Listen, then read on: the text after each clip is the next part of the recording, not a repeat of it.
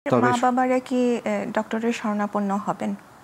আমরা আসলে যদি তাদের লক্ষণ এমন পর্যায়ে যায় যে তারা তাদের স্বাভাবিক জীবন ব্যাহত হচ্ছে, মানে তাদের যে খাওয়া দাওয়া, ঘুম বা অন্যদের সাথে কথাবার্তা, আচরণ, যেটা স্বাভাবিক জীবনযাত্রা আমরা করে থাকি সেটা করতে খুবই অসুবিধা হচ্ছে অ্যাডজাস্ট করতে, তখন তো ডাক্তারদের বা যারা ভলান্টিয়ার্স আছেন বা এই চিকিৎসায় জড়িত তাদের সঙ্গে কথা বলতে পারেন, যে অ্যাটলিস্ট অ্যাসেস করানো যে আর তেমন কিছু করার আছে কিনা বা কিভাবে তাদেরকে আবার সেই স্বাভাবিক জীবনে ফেরত আনা যায়।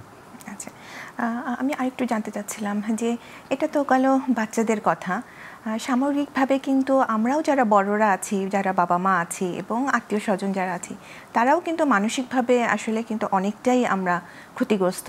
হয়তো বা আমরা আমাদের কাজ চালিয়ে নিচ্ছি, সেটা ঠিকই আছে, কিন্তু আমরাও কিন্তু আমাদেরও একটা মানসিক কি বলবো একটা ডিপ্রেশন হয়তো বা কাজ করছে। তো আমাদের ক্ষেত্রে কি করণীয় উচিত, যে আমরা কিভাবে এই জিনিসটা আসলে ওভারকাম করতে পারি?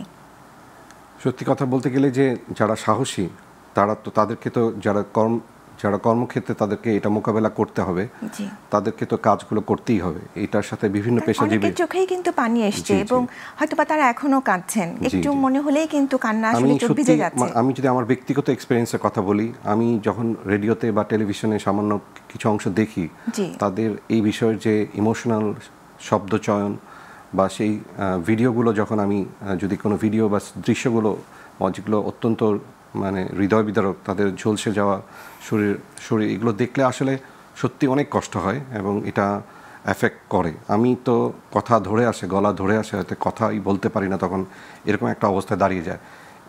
এই সমস্ত ক্ষেত্রে আসলে বেশি যারা একটু ইমোশনাল হয়ে যায় বা যারা এতটুকু কষ্ট নিতে পারে না, তাদের ব্যাপারে সাধারণ নির্দেশনা হচ্ছে এমন যে তারা এগুলো খুব বেশি না দেখে। অনেকে আছে যে ঘন্টার পর ঘন্টা টিভি দেখতেই থাকে, সেটা না করে হয়তো জানলাম হেডলাইনগুলো জানলাম এবং সেটুকু করা, বা কিন্তু একদম কন্টিনিউয়াসলি এরকম মানে সেই ইনফরমেশনগুলো না দেওয়াই ভালো। আচ্ছা, মানে কন্টিনিউয়াস হ্যাঁ জি, মানে ওইটা এক্সপোজড না হওয়াই ভালো।